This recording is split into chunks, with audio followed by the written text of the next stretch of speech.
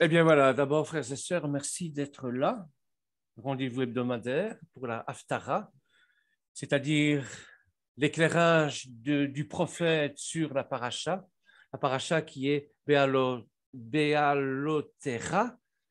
qui veut dire quand tu feras monter. Dans la racine Béalotera, il y a l'alia, il y a la manière de monter. Et souvenez-vous, dans la paracha, ce qui nous est dit, il nous est dit que l'Éternel demanda à Aaron d'allumer enfin, lui montre comment allumer la menorah, le candélabre. Et dans la paracha, il est question aussi d'introniser la tribu de Lévi pour le service dans le tabernacle.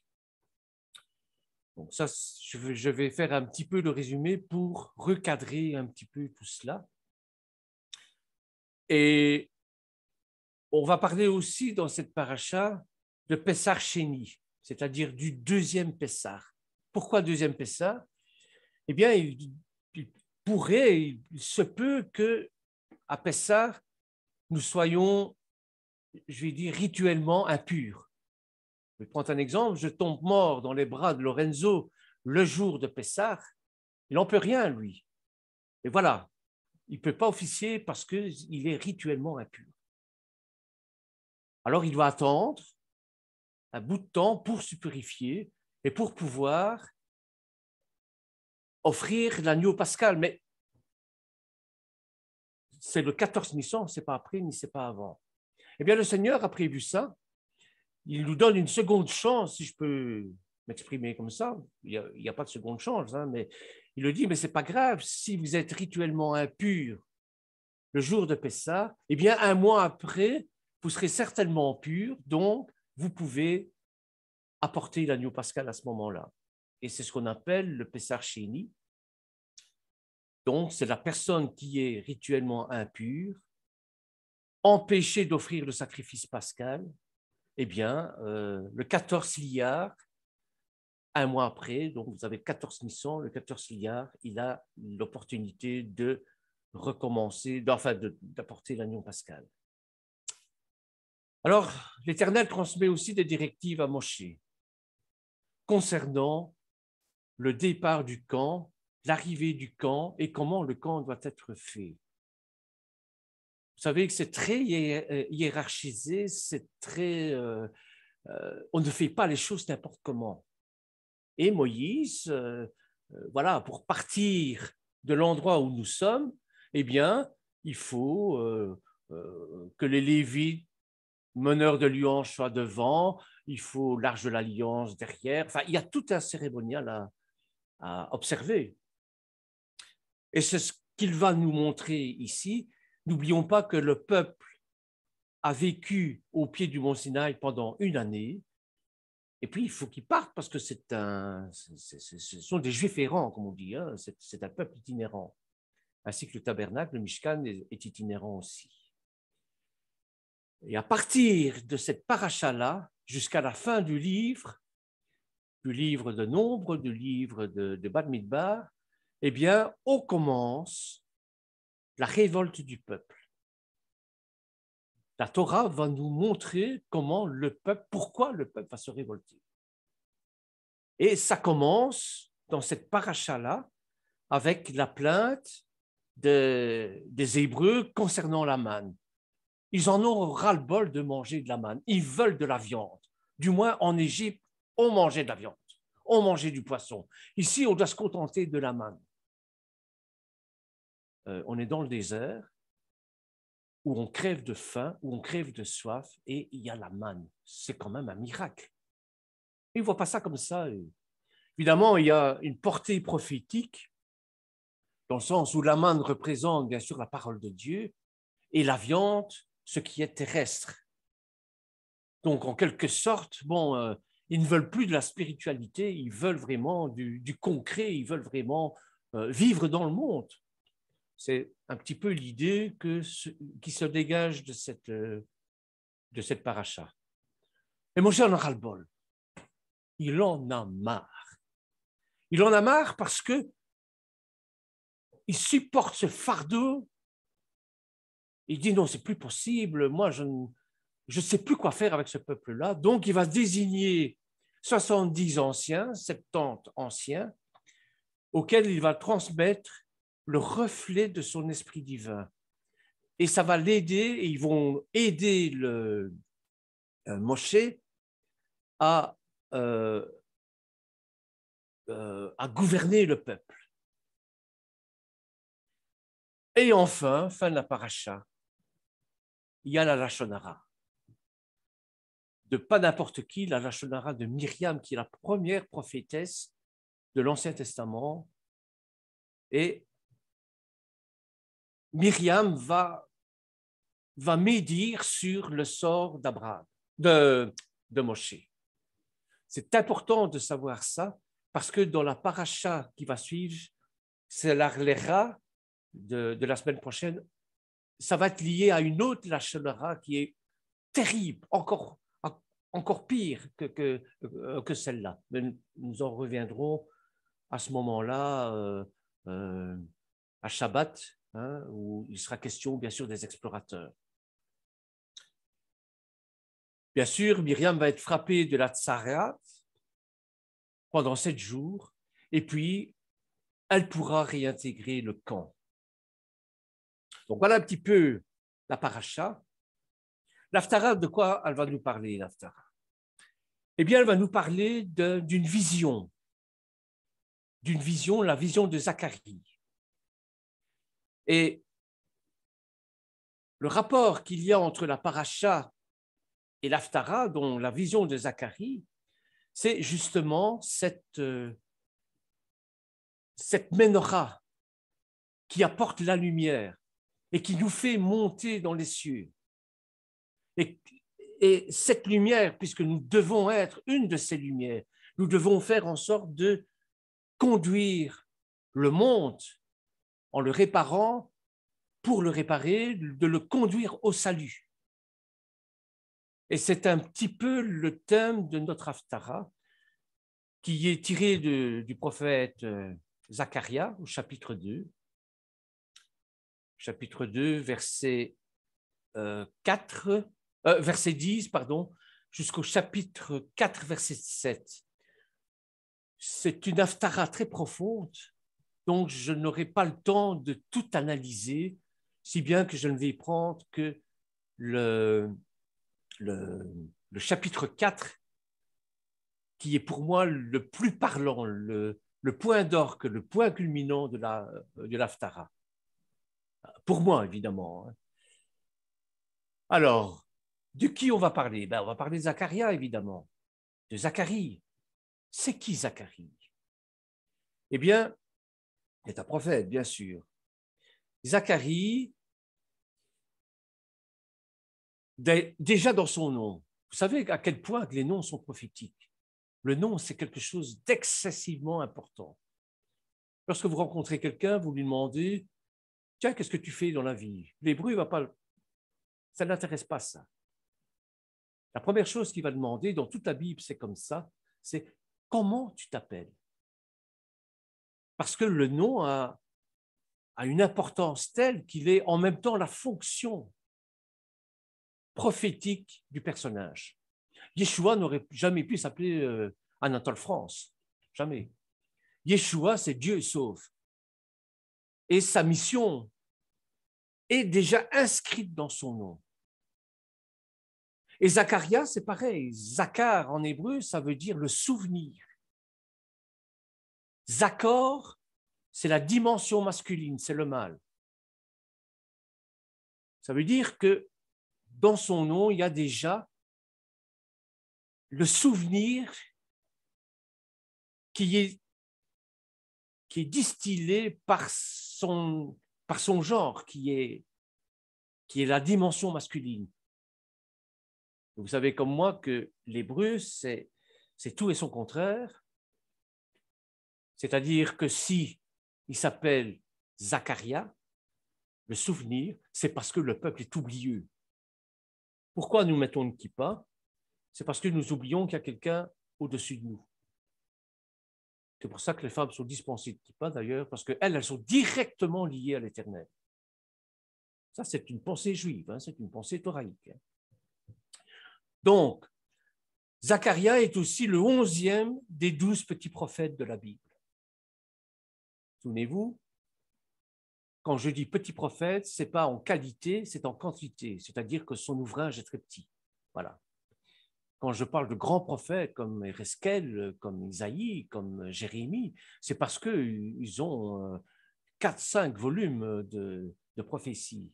Mais les petits prophètes, ils ont des petits volumes. Mais ce n'est pas pour ça que le message prophétique qu'il adresse au peuple est moins grand, bien au contraire.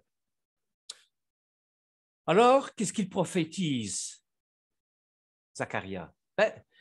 D'abord, il prophétise sous le règne de Darius Ier, roi de Perse, aux environs de 520 avant l'ère courante, avant la naissance de Yeshua. Et il est le 2e prophète qui exerce son ministère de prophète depuis l'exil. Donc, il est à Babylone, il est exilé avec les autres à Babylone. Et il est contemporain de Agé. Et son livre prophétise l'avenue du Mashiach. Mais il y a quelque chose en plus, parce qu'Isaïe aussi prophétise le Mashiach. Je crois que c'est l'évangéliste de l'Ancien Testament, c'est Isaïe, pour moi. Parce qu'il parle du Mashiach, alors là, il faut vraiment que les écailles tombent des yeux des Juifs, parce que quand il parle du Mashiach, il parle de notre Mashiach, Yeshua Nostri. En français, Jésus de Nazareth. Mais disons Yeshua à Mashiach, Yeshua à Nostri. Employons les bons termes, parce que Jésus, ça ne veut rien dire pour moi. Mais Yeshua, comme je vous le disais, c'est le nom hébreu qui veut dire Dieu sauve. Et ça a toute une autre répercussion. À l'intérieur de moi, évidemment, et à l'intérieur des Juifs aussi, lorsqu'ils entendent Yeshua, si vous leur parlez de Jésus-Christ, la pièce ne va pas tomber. Je peux te couper. Moi, j'ai appris par rapport à la synagogue que la première personne qui avait parlé du Messie et de la fin des temps, c'est Élie. C'est Oui. le prophète Élie. C'est le premier. C'est le premier qui a annoncé ça. Après, les autres prophètes, on en parlait plus tard. Mais Oui. le premier, c'est Élie. Donc, je voulais partager ça, c'est tout. Oui, c'est bien, oui, c'est vrai, Le c'est prophète Élie, Élie. parce que Élie a vraiment un rôle très important justement à la fin du temps. Si on garde une chaise dans les synagogues, une chaise vide pour Élie, c'est parce qu'il doit être témoin des circoncisions, il doit être témoin de ce que le peuple juif fait, parce qu'il s'est plaint. Il s'est plaint de ce que le peuple n'écoutait pas le Seigneur. Bon, il en a fait une dépression. Il voulait mourir. Le Seigneur a dit non, non, tu n'as pas fini ta mission. Tu n'as pas fini ta mission. Et alors, bon. C'est le seul prophète qui n'est pas mort, qui est monté au ciel sans C'est mourir. ça. Tous les autres sont morts, sauf lui. Sauf lui. C'est ça. Et alors, bon, sa prophétie, c'était ça, c'est justement le retour dans les voies du Seigneur, mais avec un Mashiach, avec le Messie. Et c'est le premier qui en parle. Les autres en parlent aussi, mais c'est caché dans la Bible. Si bien que quand j'en parle, on me dit, oui, mais attends, tu fais de l'interprétation, là. C'est parce que c'est le texte qui me révèle ça. Alors, certains en sont sensibles, d'autres ne sont pas sensibles à ça. Certains Juifs ne sont pas sensibles à Isaïe, qui parle du Mashiach. Or, pour moi, c'est clair, c'est évident. Mais bon, ça, c'est une question vraiment de sensibilité, évidemment. Mais celui qui en parle vraiment d'une manière concrète, avec son retour à la fin des temps, c'est Élie. Ça, Joël a raison. C'est le premier. C'est le premier, en tout cas, qui en parle. C'est lui qui a annoncé en premier. Mais ici, Zacharie, il parle d'un prophète, d'un Messie, mais il parle plus que ça. Il parle de la conversion de nombreux peuples à ce Messie. Et c'est ça qui est qui est extraordinaire. Alors, Zacharie est également mentionné dans le livre d'Esdras. Esdras, c'est celui qui a fait revenir de Babylone les Juifs en Israël. Hein. Dans le livre de Néhémie aussi, hein, où il est évoqué à la suite de son prophète âgé, hein, parce que bon, ils se connaissent, hein, vous savez, en Israël, il y a des écoles de prophètes. Hein, bon. Et Zacharie va, avec Zorobabel, va assister à la construction du deuxième temple. Et dans le livre de Néhémie, il apparaît comme prêtre du temple. Vous voyez donc, il a une importance capitale. Bon, je vous ai parlé de Zorobabel. Il faut absolument que je vous dise un petit mot de Zorobabel, parce que c'est un personnage très important. C'est une figure messianique aussi. Zorobabel, c'est le personnage des livres d'Esdras, d'Agé, Zacharie. Hein. Et ces personnages font partie de la Bible hébraïque, évidemment. Et Zorobabel est le petit-fils du roi de Juda, Joachim. Il devient au VIe siècle, donc vers 500 AD, vers 520, par là, il devient le gouverneur de la province perse de Judée, c'est-à-dire le chef du peuple juif. Et il joue un rôle déterminant dans la construction du second temple de Jérusalem. Et il est cité aussi dans le Nouveau Testament. Je n'aime pas dire Nouveau Testament. On va dire Brit Hadasha. On va essayer d'employer de plus en plus les mots hébraïques. Brit Hadasha qui veut dire l'alliance renouvelée. Et pas nouvelle alliance. Parce que nouvelle alliance, ça veut dire qu'il y a eu une ancienne alliance et que l'ancienne alliance est révolue et que maintenant c'est une nouvelle alliance. Non, c'est toujours une alliance, la même, c'est toujours la même alliance, mais qui se renouvelle en fonction des époques. Et la Brit Hadasha, c'est ça que ça veut dire en hébreu, l'alliance renouvelée par le sang de Yeshua. Plus par le sang des taureaux, des boucs et ainsi de suite, mais par le sang de Yeshua. Donc c'est une autre manière de voir les choses, hein, parce qu'avec ancien et nouvelle alliance, ça veut dire quoi? Que d'un côté il y a des juifs, de l'autre côté il y a des chrétiens. Or non, nous sommes des judéo-chrétiens, nous sommes des juifs messianiques. Nous sommes aussi des gentils messianiques, mais bon, gentils dans le sens de Paul, hein, évidemment. Donc, je voulais dire par là qu'il est cité dans la Brit Hadasha, dans l'alliance renouvelée, comme un ancêtre direct de Yeshua Nostri, de Yeshua Mashiach. Donc, et c'est une figure, si vous lisez le livre de Zorobabel, d'Esdras, vous verrez que c'est une figure prophétique. Alors, selon le livre d'Esdras, lorsque Cyrus II rend la liberté aux Juifs, Zorobabel se met à la tête de ceux qui habitent la province de Babylone pour les ramener en Judée. Et 7 mois après avoir quitté la Chaldée, je crois que c'est comme ça qu'on doit dire, mais pas la Chaldée, j'avais l'habitude de dire la Chaldée, mais je crois que c'est la Chaldée qu'on doit dire. Chaldée. Hein? Eh bien, Zorobabel aide le grand prêtre Josué à dresser un autel. Ce n'est pas Josué de l'Ancien Testament, hein, ce n'est pas Josué de Moïse, hein, c'est quelques siècles plus tard, c'est 5 siècles après. Mais il s'appelle Yehoshua aussi, et il est grand prêtre, et il aide ce grand prêtre à dresser un autel pour offrir des sacrifices à Adonai. Et la seconde année, il assemble des matériaux pour rebâtir le second temple de Jérusalem. Les fondations sont à peine posées que le deuxième mois de la seconde année de Cyrus II, par le gouverneur Sheshbatsar. Parfois, on confond les deux. On confond Zorobabel et Sheshbatsar parce qu'ils sont intimement liés, non. Ils sont liés dans la construction du temple. Et voilà, les fondations sortent à peine que déjà les Samaritains, dont on a refusé les offres suspectes parce que bon, on les trouvaient qu'ils étaient un petit peu fourbes et leur proposition n'était pas très claire. C'était des suppôts, en quelque sorte, des Babyloniens. Donc, on a refusé leur offre pour construire le temple de Jérusalem. Puis, vous savez que les Judéens et les Samaritains se sont jamais entendus. Hein, bon. Donc, les Samaritains arrivent à provoquer l'interruption des travaux à cause de leurs intrigues, évidemment.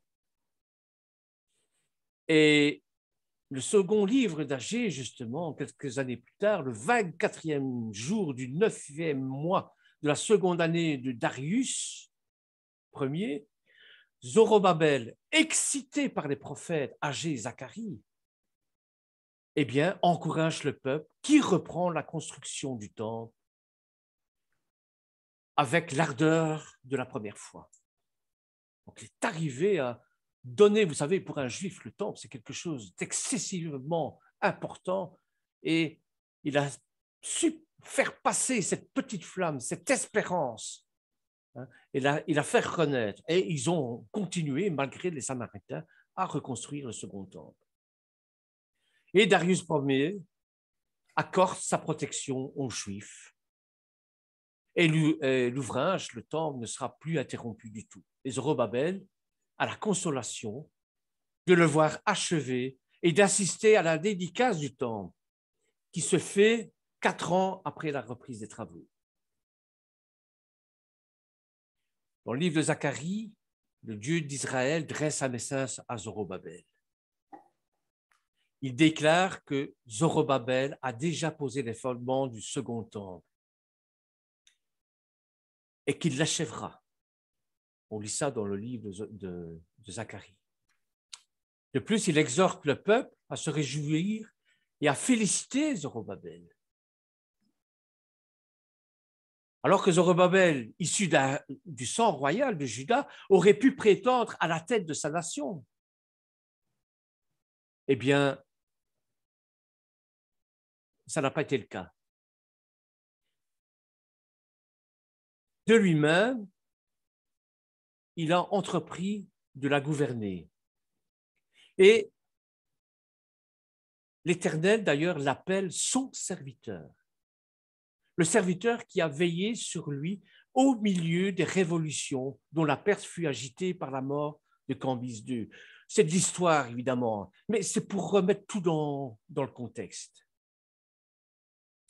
Et l'Éternel le choisit pour être l'instrument de la délivrance de son peuple et le rétablissement de l'état civil et religieux des Juifs en Israël. Dieu n'était pas borné à donner l'approbation le plus authentique à l'entreprise de Zorobabel. Il avait encore annoncé une vision de Zacharie, la facilité avec laquelle elle serait exécutée. On peut lire ça dans le livre de Zacharie.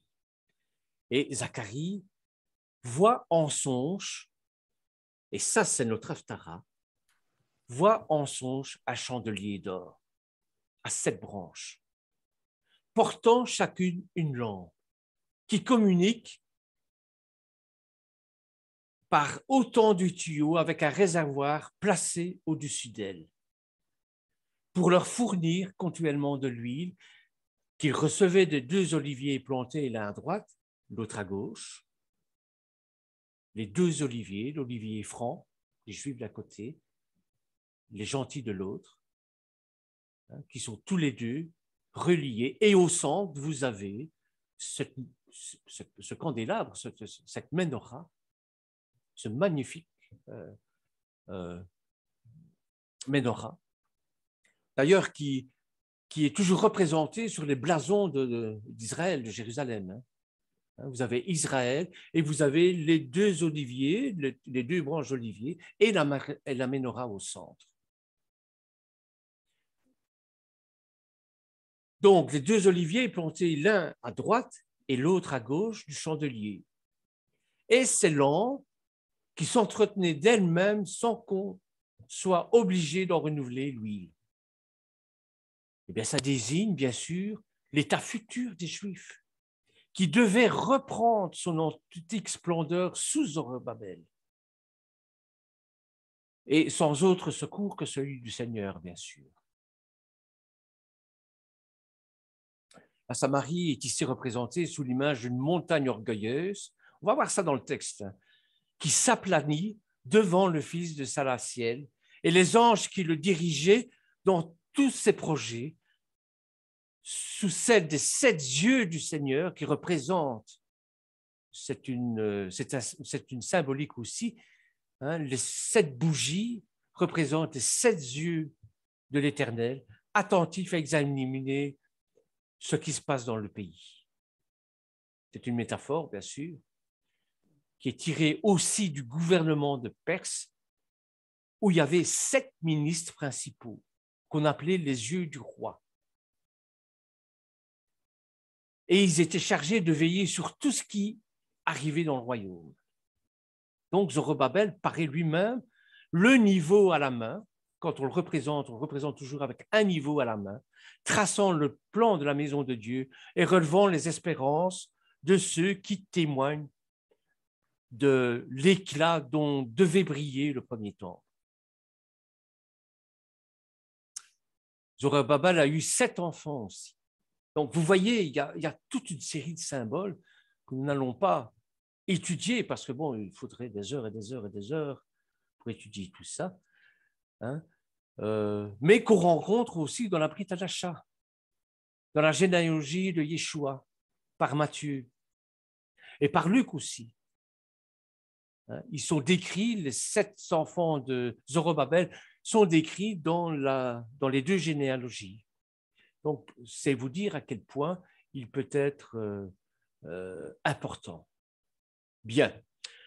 Après cette petite introduction un peu longue, je m'en excuse auprès de mes sœurs et frères, bien sûr. On va entrer dans le texte maintenant. Donc, je vais vous demander, parce que je pense que Lionel ne m'a pas donné les pleins pouvoirs,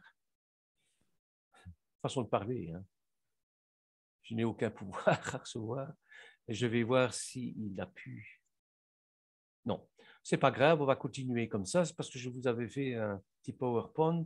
C'est plus facile à visualiser et avec les commentaires, c'est plus facile aussi. Donc, Zacharie, chapitre 4, verset 1, il nous dit ceci. Je laisse le temps de prendre vos Bibles. Zacharie, chapitre 4, verset 1. Ça va, vous l'avez? Oui, L'ange chargé de me parler vint éveiller mon attention comme on tire un homme de sommeil. Déjà, quand j'ai lu les traductions, ça m'a fait un peu tiquer. En hébreu, c'est pas comme ça que c'est dit. Vous allez me dire, ouais, c'est pas parce qu'on connaît l'hébreu qu'on est sauvé, bien évidemment. Mais c'est parce que ça a une autre répercussion dans ma tête, dans mon cœur, dans mon être quand je lis l'hébreu. Et en hébreu, c'est une expression malach deverbi. Et déjà qu'on entend ce malach deverbi, ce qui veut dire l'ange qui parle à l'intérieur de moi. Ce n'est pas l'ange chargé de me parler, je suis désolé, mais c'est l'ange qui parle à l'intérieur de moi. Et c'est une expression vraiment très forte pour décrire la vision prophétique. La prophétie est une voix qui vous saisit de dedans. Je ne sais pas si vous avez déjà ressenti ça, mais quand le Seigneur vous appelle, quand il vous fait voir quelque chose en songe ou en rêve, eh bien, c'est cette voix qui est à l'intérieur de vous. C'est pratiquement inexprimable. Mais c'est comme ça que moi je la ressens, en tout cas. Et c'est comme si un ange dictait quelque chose de l'intérieur. Bon, ici, la première question que je me suis posée, pourquoi l'ange vient-il le réveiller au lieu de parler dans son sommeil? Généralement, quand Dieu nous parle, c'est à travers un songe, c'est dans notre sommeil, c'est dans un état second. Bien ici, non, c'est l'inverse. L'ange vient le réveiller, un peu comme Paul quand il est allé au 3e ciel. Donc, il était pleinement conscient. L'ange le mène vers un état de veille supérieur et lui montre les choses, comme pour Paul. Paul a vécu ça. Il le fait entrer dans un état supranormal. Ne coupez pas votre ordinateur, s'il vous plaît. Ce n'est pas du reiki que je fais ici, c'est simplement une manière de parler. Donc, il est dans un état supranormal, qui est au-dessus de la normale, et c'est là que sa vision est la plus forte. Il rêve tout éveillé. Voilà. Et l'ange le tire de sa torpeur, mais cette torpeur n'est pas le sommeil, mais bien l'état d'un homme en éveil.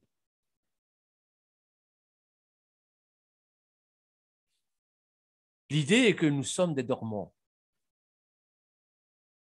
Et souvent, nous ne nous rendons pas compte. Et Yeshua ira même plus loin. Il dira que nous sommes des morts vivants. Parce qu'il y a cet état de veille et d'éveil qui n'est pas en nous. Et c'est voulu par le péché des origines, ça. C'est une des conséquences du péché des origines. Nous rêvons que nous vivons. Vous voyez? Enfin, je ne vais pas entrer là-dedans, mais spirituellement, c'est ça. Donc, l'idée pour moi, c'est celle-là, c'est qu'il est éveillé, comme vous et moi, et tout d'un coup, l'ange lui fait voir des choses. Regardez au verset 2, donc Zacharie chapitre 4, verset 2. « Que vois-tu » me demanda-t-il. Je répondis, je vois un porte-lampe tout en or avec un réservoir pour l'huile à sa partie supérieure. Il porte 7 lampes, munies chacune de 7 mèches. Ah oui, pour un juif, c'est normal. Voilà ce qu'il voit. Je ne sais pas si vous voyez. Une menorah. Une menorah avec les 7 branches, la partie supérieure, et un réceptacle pour l'huile, quoi. Oui, d'accord. Tout juif, tout bon juif sait ce que c'est que la menorah. Mais la menorah comme premier symbole, l'étude de la Torah déjà. La lumière de Dieu. La lumière de Dieu, c'est d'abord à travers la Torah que nous la découvrons. Et cette menorah, cette lumière de Dieu, nous la rallumons chaque fois que nous ouvrons la Torah pour l'étudier. N'oublions pas que nous devons être des porteurs de cette lumière divine. Les branches de la menorah symbolisent pas mal de choses, je vous l'ai dit tout à l'heure. Une branche des 7 sagesses dans le monde aussi. Une sagesse qui surpasse toutes les sagesses, c'est le tronc principal. Et cette branche se tourne vers le branche du milieu qui est la source de toutes les sagesses. Je crois que c'est dans le proverbe qui nous est dit, ou dans un psaume, je ne sais plus, qui nous est dit que la première chose que Dieu créa, c'est la sagesse. Après, il créa autre chose. Mais la première chose, c'est la sagesse. Et beaucoup de croyants sont attirés par la manifestation de la puissance. Mais très peu comprennent et collaborent avec la sagesse de Dieu. C'est ça qu'il faut comprendre. Pourtant, la sagesse divine est d'importante capitale. Et c'est dans le royaume de Dieu qu'elle devrait être le plus visible. C'est parmi les frères et sœurs qui sont en Yeshua qu'on devrait la voir. Qu'est-ce que Salomon a demandé pour gouverner son peuple? La puissance, la gloire, la force, l'intelligence? Non. La sagesse. Et c'est pour ça que le monde entier venait de consulter pour des problèmes. Parce que c'est l'homme le plus sage. Et quand on parle de sagesse, de quoi on parle? De paix. Shlomo, shalom, c'est la même racine. Donc la sagesse divine Pour moi, c'est quelque chose de capital. Quand vous êtes appelé à un ministère, vous devez d'abord prier dans le calme et demander la sagesse. Que de dégâts constatés à bien des égards par manque de sagesse dans nos actions. On reçoit quelque chose du Seigneur, on s'empresse de le faire. Allez, en avant. Patience, sagesse, prière, calme, Shabbat. C'est ça aussi à quoi sert le Shabbat. Ouais, ben d'accord, mais c'est quoi la sagesse divine? Eh bien, la sagesse divine peut être définie comme l'ensemble des voies qu'emprunte l'action de Dieu. Elle peut aussi être appréhendée comme l'habilité qu'une personne a à déployer la connaissance qu'elle possède au temps du besoin. Les bienfaits de la sagesse divine sont nombreuses. C'est un gain de qualité supérieure. Celui qui la possède en tire un grand profit. Regardez Salomon. Prenons comme exemple Salomon. Elle embellit l'existence, valorise quiconque la possède. On vient du monde entier pour le consulter, Salomon. Elle garantit la longévité sur terre. Elle produit la richesse et déclenche l'avènement de la gloire de Dieu dans la vie de celui qui la possède. Regardez ce qu'a fait Salomon avec le premier temple. C'est grandiose. Ça n'a pas exonéré, bien sûr, de péché, hein, mais ça, c'est un autre sujet. Elle apporte la paix et procure le bonheur à qui la détient, etc., etc., etc. Donc, il est agréable de posséder la sagesse divine. Donc, demandons-la. C'est par la sagesse que notre prééminence est une évidence. Celui qui a la sagesse est toujours supérieur à celui qui a la force. Elle permet de demeurer dans les voies de Dieu. C'est la sagesse qui permet d'anticiper sur le futur. Et par elle, notre règne devient évident. Et le règne de Dieu et notre place dans ce règne de Dieu à accomplir.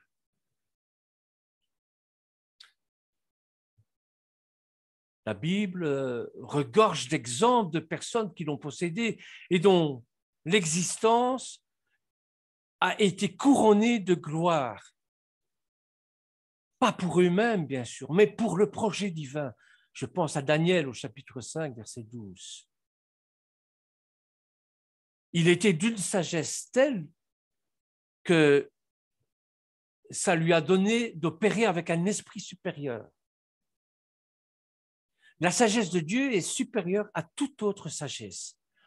Et quand on la possède, eh bien, on est recherché, consulté dans notre couloir d'appel.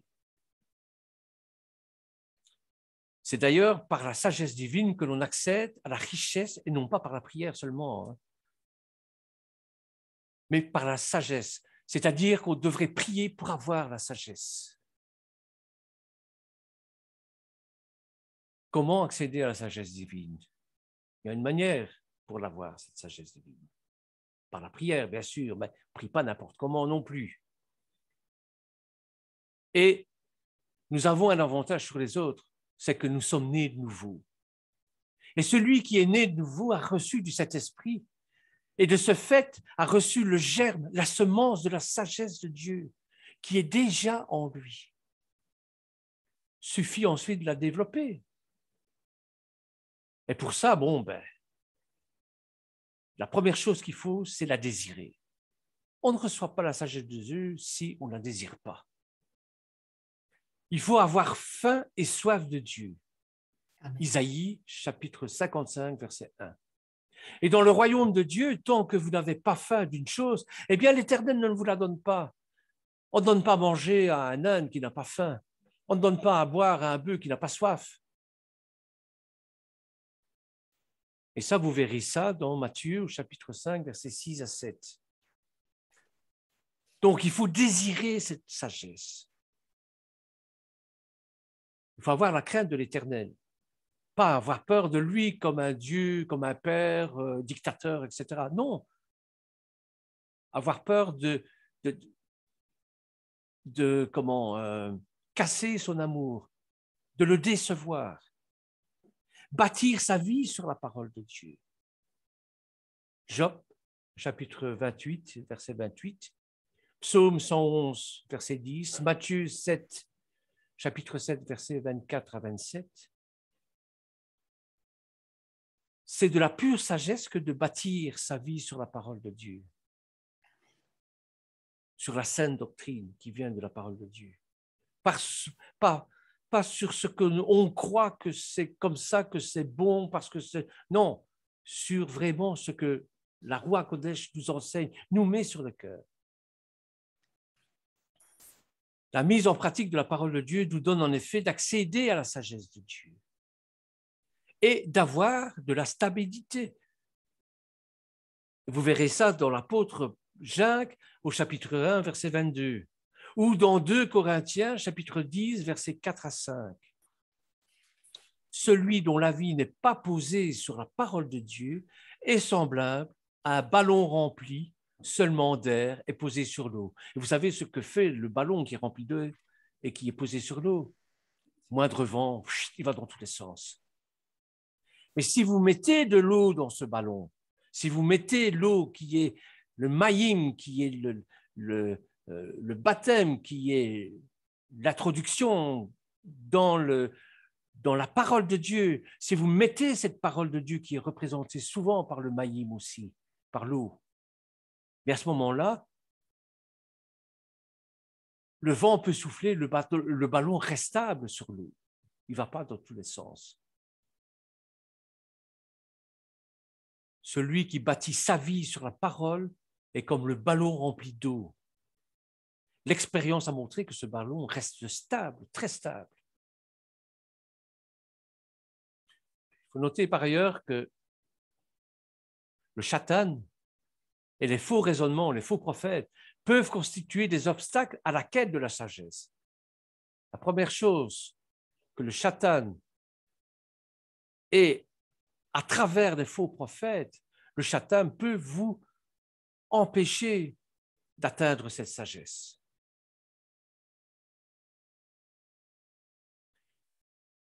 Donc, il faut avoir envie de l'avoir, cette sagesse.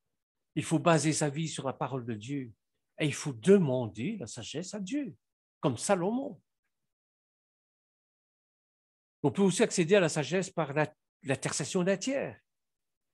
Nous avons des frères et des sœurs qui sont des frères d'intercession. Moi, je ne suis pas tellement un intercesseur, je ne sais pas bien prier. Mais il y a des gens qui sont doués pour faire de très belles prières et qui touchent le cœur et de la personne et de Dieu. Je ne veux pas dire par là que nous sommes dispensés de prier. Non, ce n'est pas ça du tout. Ce n'est pas ça du tout. Mais je dis simplement qu'il y a des personnes qui ont cette faculté de bien prier. Moi, je dois me mettre en condition, c'est tout un bazar. Je le fais volontiers, hein. J'ai déjà prié avec vous, bon, mais c'est pas dans ma nature, je vais dire. Voilà. On peut avoir la sagesse en côtoyant des sages aussi. Les chiens ne font pas des chats. C'est quand même évident que dans un couple qui est au Seigneur, qui sont des loueurs de louanges, que leur enfant ait une particularité et soit prédestiné, je vais dire, à la musique ou à la lecture des psaumes et ainsi de suite. Les chats ne font pas des chiens, la sagesse c'est pareil. Donc, la sagesse peut également se transférer, se transmettre. Et ça, vous voyez ça dans Deutéronome, chapitre 34, verset 9, ou chapitre 11, verset 19. En toutes les quatre causes, la sagesse doit se rechercher. Proverbe 2, chapitre 3 à 6. Comment? D'abord, par la prière, par la méditation de la parole de Dieu, le questionnement dans la communion avec Dieu, et même par une semence de foi à cette fin. Comme Salomon a voulu la sagesse pour diriger son peuple, et tout lui a été accordé de surcroît, comme disent les Écritures. L'excellence elle-même se puise dans la sagesse. On ne peut donc exceller dans le royaume sans la sagesse divine. Si vous construisez le royaume de Dieu et que vous êtes appelés à faire des églises, à faire des réunions entre frères et sœurs, eh bien, il faut que ce soit sous la guidance de la sagesse divine et sur la Roua Kodesh. Sinon, ça ne fonctionnera pas. Ça va fonctionner un certain temps et puis paf, c'est terminé. Mais si c'est voulu par l'Éternel, eh bien, vous allez commencer par... J'ai un exemple, je ne veux pas l'encenser en disant ça. Il y a un exemple, il nous l'a encore montré en allant voir Jeanne, c'est Lorenzo. S'il n'avait pas avec lui la Roua Kodesh, s'il n'avait pas la sagesse de Dieu avec lui, eh bien, il ne pourrait pas faire des adeptes, il ne pourrait pas porter de fruits. Or, je ne sais pas si vous êtes d'accord avec moi, mais c'est bien l'exemple de quelqu'un qui apporte du fruit, malgré tous ses défauts. Donc, c'est qu'il est sous le couvert de la Roua Kodesh, selon moi, bien sûr.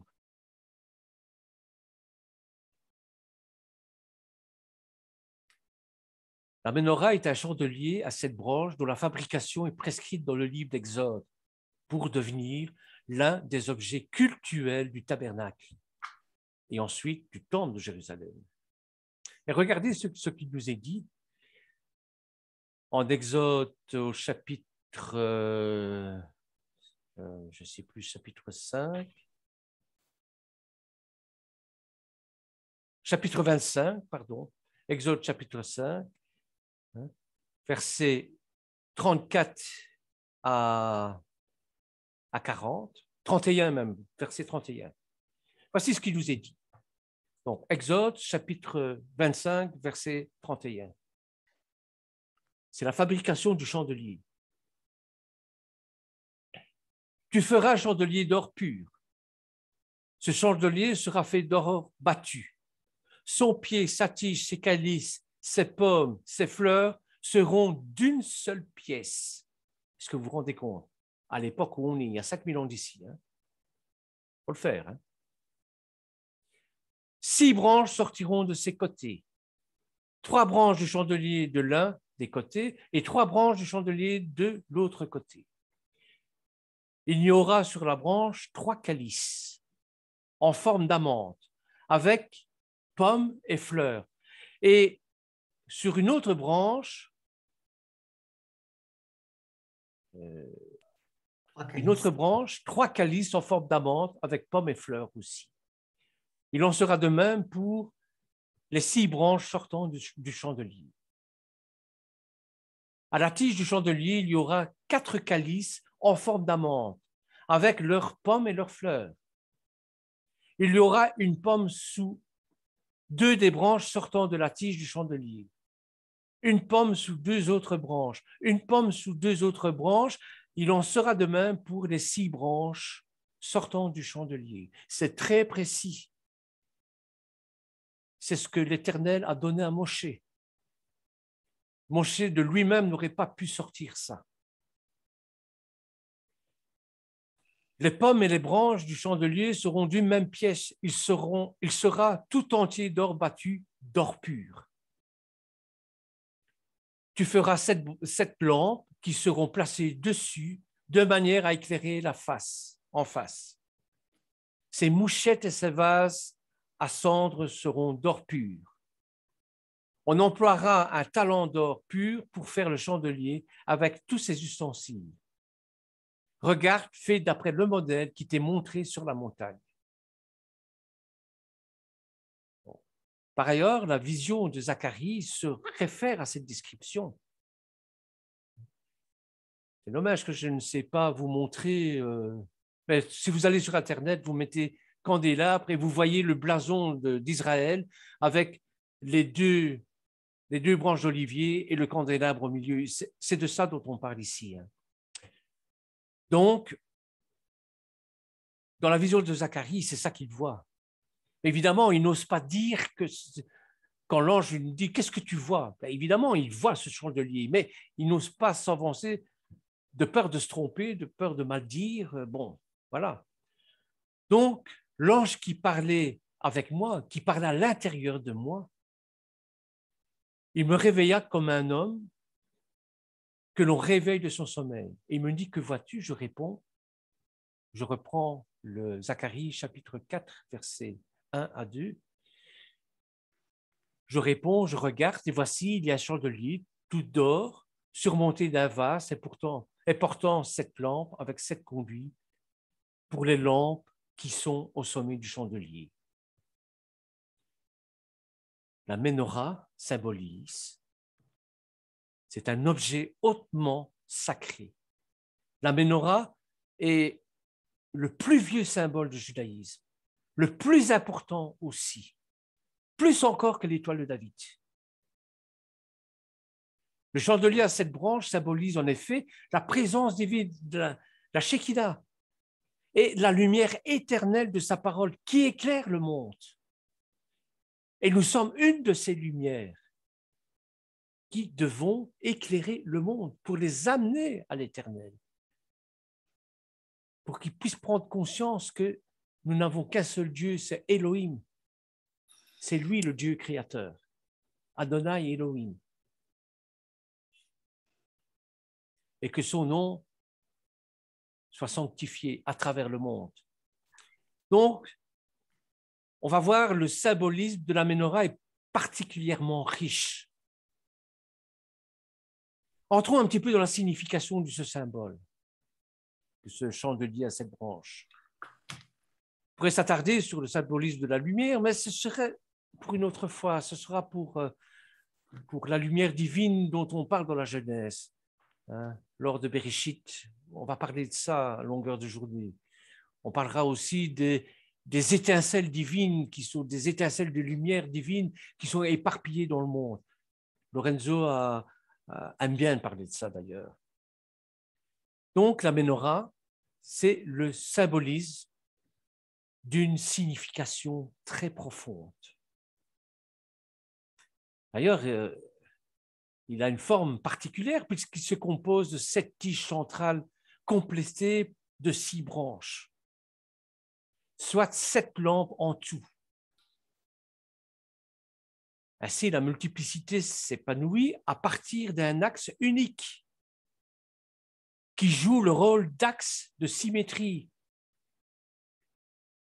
3 et 3 de chaque côté. La menorah réconcilie le 1, Echad. Quand on dit dans notre prière, Adonai Echad, Shema Israël, Eloheinu, Adonai Echad. C'est ça. 1 est le multiple par une lumière, la lumière divine. Le candélabre est fait d'or, un métal solaire qui représente la lumière de la connaissance. Il est orné d'amantes, de pommes, de fleurs, éléments qui rappellent l'arbre de vie. Ne fais pas dire ce que je n'ai pas dit. Ce n'est pas parce que Adam et Ève ont mangé la pomme qu'ils ont péché. Sinon, on n'allait plus chez le marchand de légumes, chez la personne qui vend les fruits et légumes, n'allez plus chez elle acheter des pommes. Ne mangez plus de pommes de votre vie. Non, non, ça n'a rien à voir. Ça, c'est un fameux pépin dans les textes, bien sûr. Vous voyez comme les conceptions peuvent évoluer. Non. Il est orné d'amandes, de pommes et de fleurs, éléments qui rappellent l'arbre de vie qui trône au milieu du jardin d'Éden. Quand un juif voit la menorah, c'est ça qu'il voit. Voilà l'axe du monde, le porte d'accès à l'éternel, la porte d'accès à l'éternel. La forme de la menorah évoque directement celle de l'arbre de vie. C'est un arbre planté au milieu du jardin d'Éden. Vues d'une manière différente, les branches forment le support de la lumière. Une lumière qui viendrait cette fois-ci, non plus d'en haut, mais d'en bas. Parce que l'arbre plonge ses racines dans Israël.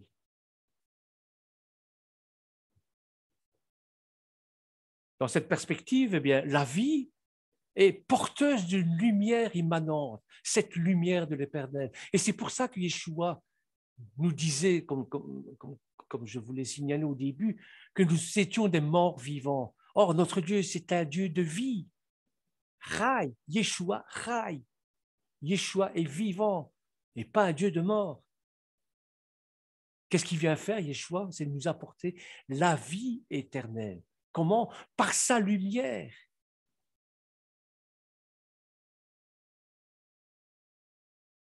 Ainsi, la menorah semble réconcilier le haut et le bas, la dualité, l'unité, la transcendance, l'immanence. La transcendance, c'est l'Esprit de Dieu qui influence la matière, qui se trouve dans la matière.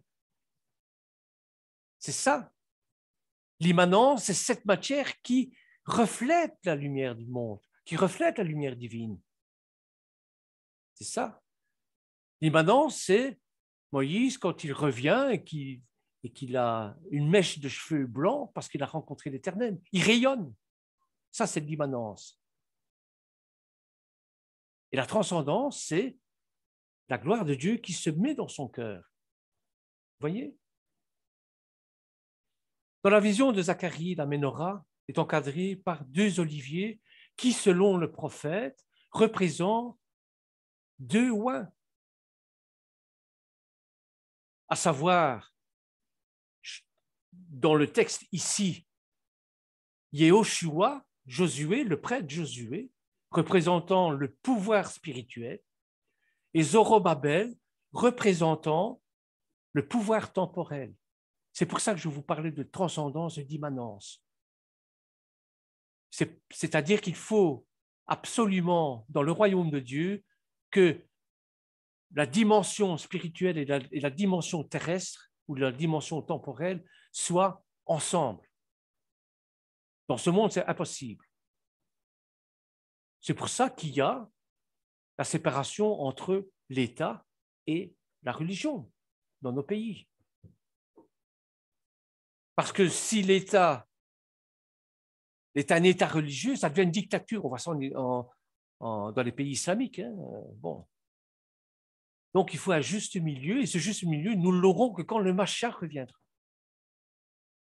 Parce que lui est envahi par cette lumière de l'Éternel. C'est la lumière de l'Éternel. C'est la lumière du monde. Vous voyez? La dualité prend le sens d'un équilibre ou d'une complémentarité entre l'esprit et la matière.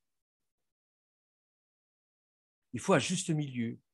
C'est bien d'avoir la tête dans les étoiles avec le Seigneur, aller dans les monastères pour prier pour le monde entier. C'est bien d'avoir les pieds sur terre aussi. C'est-à-dire que pour prier, il faut d'abord agir pour la réparation du monde, pour le tikkun olam. C'est bien d'être devant sur l'ordinateur et prier, c'est très bien. Mais si vous n'appuyez pas sur le on de votre ordinateur, il ne va pas s'allumer tout seul. Hein. C'est ça. Transcendance, immanence, esprit, matière, c'est ça. Vous voyez? Donc, il y a beaucoup de prophéties bibliques avec lesquelles les chrétiens sont familiers.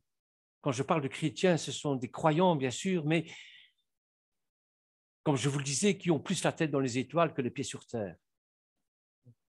Et certaines d'entre elles sont le sujet de grands débats, évidemment. On ne va pas entrer là-dedans parce que, bon, on ne combat pas les convictions, jamais. Mais on essaye de se rattacher le plus possible à la parole de Dieu et à la sainte doctrine. Voilà. Donc, on va explorer dans cet article les 2 témoins de l'Apocalypse 11. Parce que moi, automatiquement, quand j'ai vu ce blason et quand j'ai lu cette prophétie de Zacharie, cette vision de Zacharie au chapitre 4, verset 2, avec les 2 témoins de chaque côté, mais ça m'a fait penser évidemment à Apocalypse 11. où Jean de Patmos a vu cette vision-là aussi, a reçu cette vision-là aussi. Et c'est qui ces deux témoins? Il y a beaucoup d'encre qui ont coulé, évidemment, sur ces deux témoins. On a dit que c'était deux hommes, deux systèmes politico-religieux. J'ai lu tout un tas de commentaires là-dessus. On va s'en tenir à la vision que Jean a eue et que Zacharie a eue, parce que c'est la même, plus ou moins la même. Bien, l'identification des deux témoins dans Apocalypse 11 est certainement arrangée dans le carcan des prophéties difficiles, parce que chacun y va de son interprétation. Et nous apprenons qu'avant le retour de Yeshua, il y aura deux témoins qui recevront de Dieu de grands pouvoirs, prophétiser, fermer le ciel, frapper la terre, et ainsi de suite. Et il faut tenir compte d'une caractéristique essentielle du livre de l'Apocalypse. Il s'agit d'un livre avec beaucoup de symboles qui représentent des événements et des imageries du Tanakh. Donc, de la vision de Zacharie, de la vision d'Ereskel, de la vision de Daniel. Et ça, afin de faire passer les messages. L'olivier procure de l'huile. Le carburant est censé remonter par les tuyaux du candélabre pour faire vivre les sept flammes.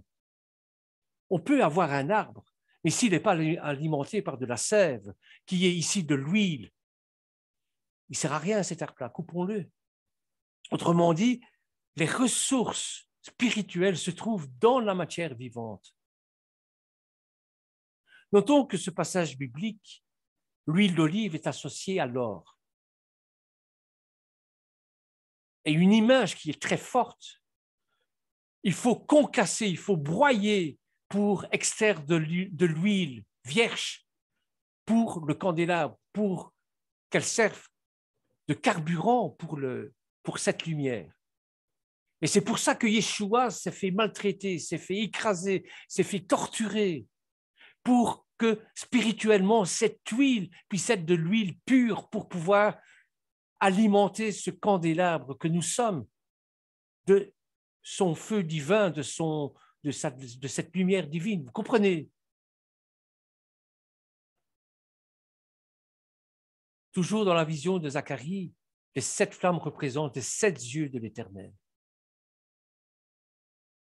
C'est la conscience illuminée de Dieu qui enveloppe le tout. Bon, je vois qu'il est déjà 12h18, je vais m'arrêter ici. On parlera d'une autre fois du chiffre 7 qui est le chiffre de l'accompli, de l'accomplissement de la création et ainsi de suite. Bon, mais nous allons nous arrêter ici parce que sinon je suis parti pour longtemps. Donc, pour revenir à la vision de Zacharie, eh bien, c'est ce candélabre qui va illuminer, grâce à l'huile des deux oliviers qui sont de part et d'autre, qui vont donner ce carburant pour alimenter ce candélabre. Et ça nous concerne évidemment, puisque nous sommes la lumière du monde. Voilà, frères et sœurs, merci de m'avoir écouté. Pardon si j'étais encore trop long.